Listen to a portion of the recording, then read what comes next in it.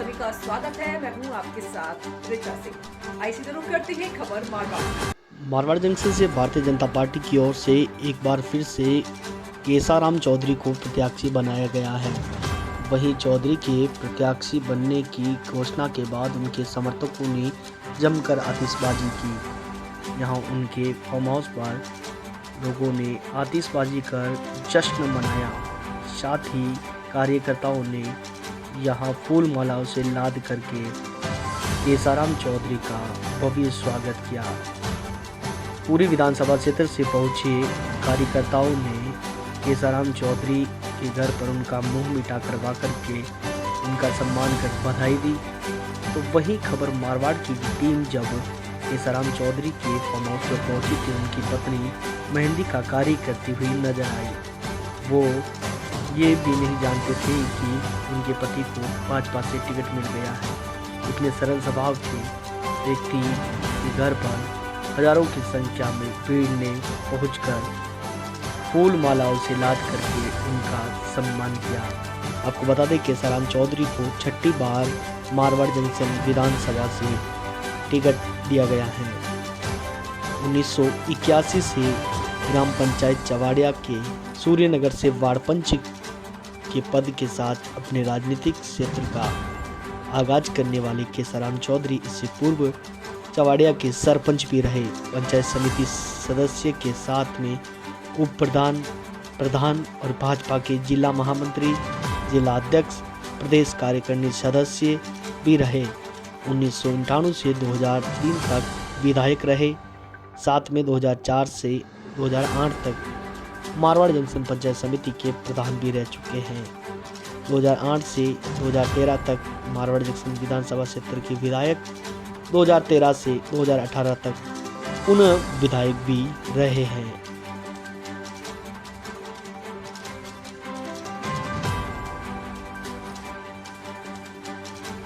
भाजपा से जो आपको टिकट दिया गया है, क्या प्रयास रहेंगे आगे? आगे भारतीय जनता पार्टी ने मेरे ऊपर विश्वास व्यक्त करके जो कमल का फूल मुझे सिंबल के रूप में दिया है। मैं एक भारतीय जनता पार्टी का सिपाही हूं और आज दिन तक मैंने भारतीय जनता पार्टी ने जिस किसी काम की करने की जो दायित्व दिया उसको बेखूबी निभाया है। अब टिकट दिया है, निश्चित रूप से अब की बार भारतीय जनता पार्टी के कार्यकर्ताओं के बल पर मैं 25,000 वोटों से जीत करके इस सीट को कमल के फूल के खाते में डालूंगा। कई लोग और टिकट मांग रहे थे, क्या उनकी भी नाराजगी रहेगी? उनके लिए क्या प्रयास रहेंगे? देखिए, भारतीय जनता पार्टी का कार्यकर्ता कभी टिकट मांगना कोई हर्ज नहीं है। टिकट मांगे और टिकट मिलने के बाद में भारतीय जनता पार्टी के कोई भी कार्यकर्ता ऐसा करते नहीं है। इस चुनाव में क्या रणनीति रहेगी और क्या आपके मुद्दे रहेंगे?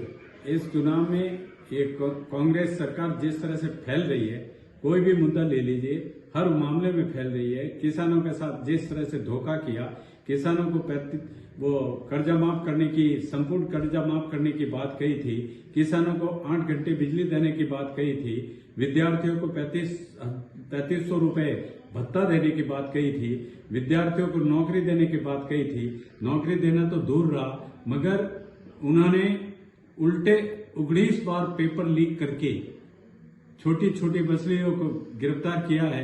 मगरमच्छ बाहर घूम रहे हैं, उनको गिरफ्तार नहीं किया। इससे राजस्थान की जनता, संपूर्ण ग्रामीण जन परेशान है। क्या आज इस तरह के कांग्रेस सरकार ने जो वादा खिलाफी की है उसके खिलाफ में पूरे गांवों में जनता खिलाफ है और निश्चित रूप से अब की बार भारतीय जनता पार्टी पे विश्वास व्यक्त कर रही है और आने वाले समय में, आने वाली 3 तारीख को भारतीय जनता पार्टी का कमल खिलेगा। स्थानीय मुद्दा क्या रहेगा बड़ा, जो आपने प्रदेश की बात की है? स्थानीय मारवाड़ जंक्शन विधानसभा का क्या मुद्दे रहेंगे? स्थानीय यहाँ पर मुद्दे, भ्रष्टाचार का मामला सबसे बड़ा है। आपने देखा कि भ्रष्टाचार के मामले में जो सड़कें बनी हैं, सड़कों की बातें करते हैं, मगर नाक के नीचे जिन विधायक के सड़कें जेसीबी से खोद करके अभी से ही उस पे पेच वर्क किया जा रहा है और आज भी वो टूट रही है। तो आने वाले समय में वो 5 साल कैसे पूरे करेंगे? इन सड़कों का जिस तरह से खनिज विभाग का माल लगा करके उन्होंने गिट्टी और नहीं डालने की वजह से वो सड़कें टूट रही है और इसमें बहुत बड़ा भ्रष्टाचार हुआ है।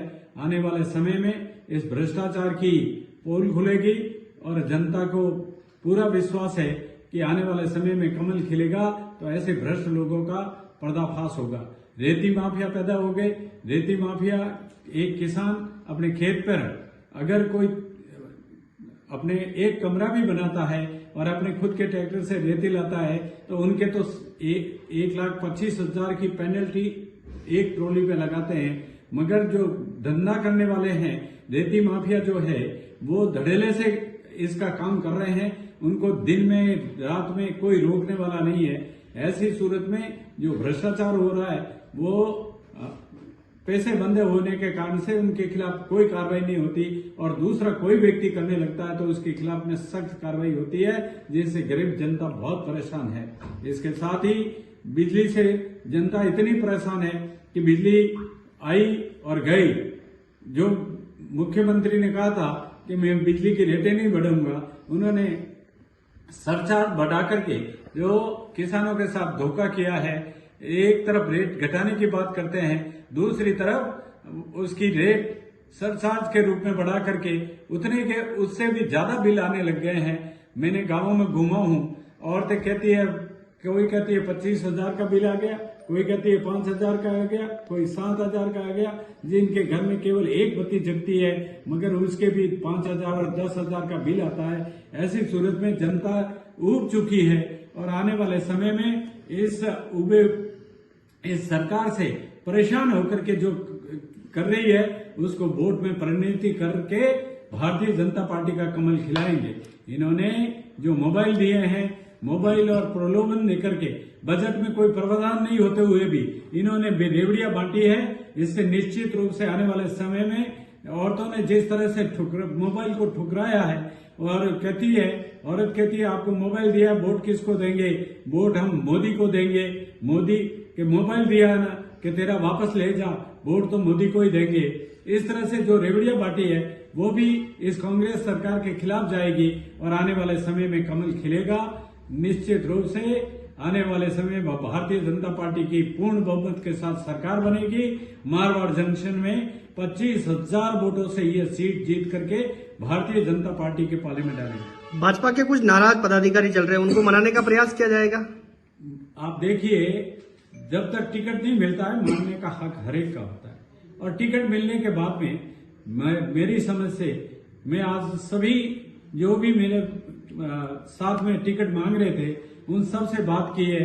और जैसे खीमाराम जी वगैरह, ये आप देखेंगे कि 4 तारीख को जब फार्म भरूंगा करीब करीब सभी व्यक्ति आकर के मुझे समर्थन देंगे। भारतीय जनता पार्टी में टिकट मांगने तक बात चलती है। मतभेद हो सकता है मगर मनभेद हमारे में नहीं है, ऐसा मेरा विश्वास है।